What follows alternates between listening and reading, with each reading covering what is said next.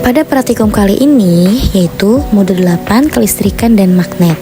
Judul percobaan 1. Muatan listrik, 2. Arus listrik dan tegangan listrik, 3. Energi listrik.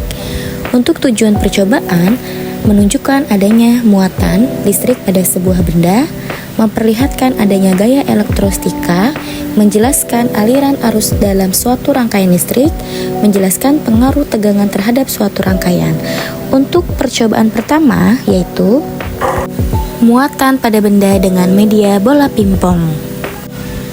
Alat dan bahan yang kita gunakan yaitu bola pingpong, kain wol, kain nilon, benang jahit, plastik jilid, isolasi, potongan kertas, dan penggaris.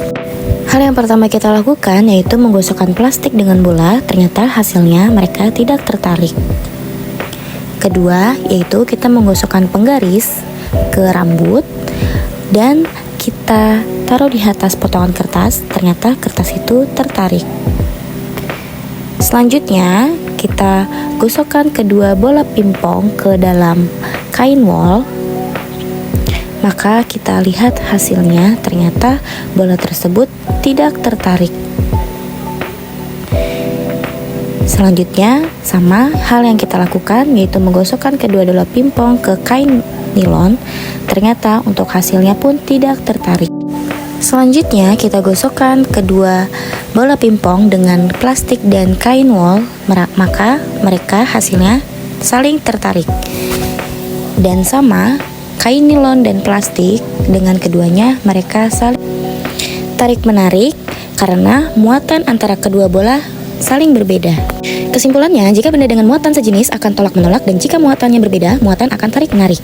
Selanjutnya, kita akan melakukan percobaan kedua yaitu arus listrik dan tegangan listrik. Listrik dinamis mempelajari tentang muatan listrik yang bergerak yang kita sebut sebagai arus listrik. Arus listrik dalam suatu perangkaian dapat mengalir apabila kawat penghantar bersifat konduktor atau penghantar listrik yang baik.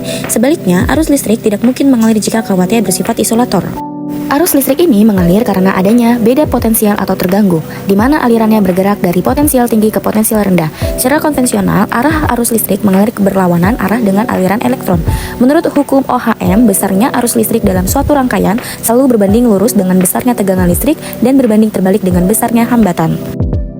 Alat dan bahan yang digunakan yaitu baterai 1,5 volt 3 buah, kabel penjepit merah dan hitam, bola lampu 2,5 3 buah, avometer 1 buah, dudukan baterai 3 buah, penghapus, kawat baja, kertas, kardus, gunting, penghapus, sendok, kayu, ujung pensil, termometer.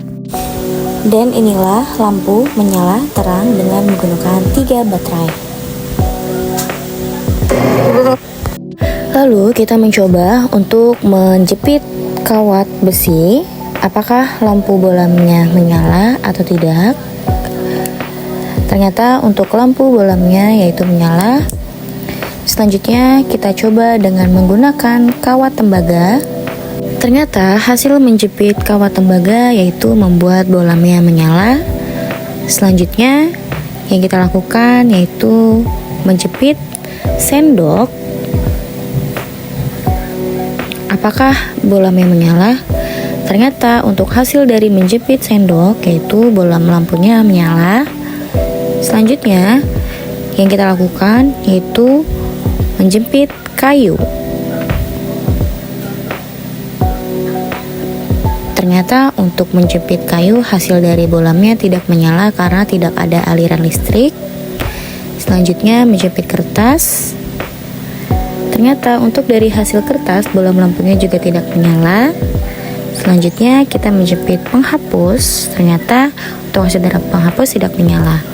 Dan next kita menjepit sumbu pensil. Ternyata sumbu pensil ini menghasilkan energi listrik, maka membuat bolam lampunya menyala sempurna. Selanjutnya kita menjepit kedua penjepit ini menggunakan plastik. Ternyata untuk plastik ini tidak mengandung energi, jadi untuk bolamnya tidak menyala. Selanjutnya kita menggunakan air keran. Ternyata untuk air keran ini tidak mengandung arus listrik. Dan selanjutnya kita menggunakan air garam. Ternyata untuk air garam ini mengandung arus listrik.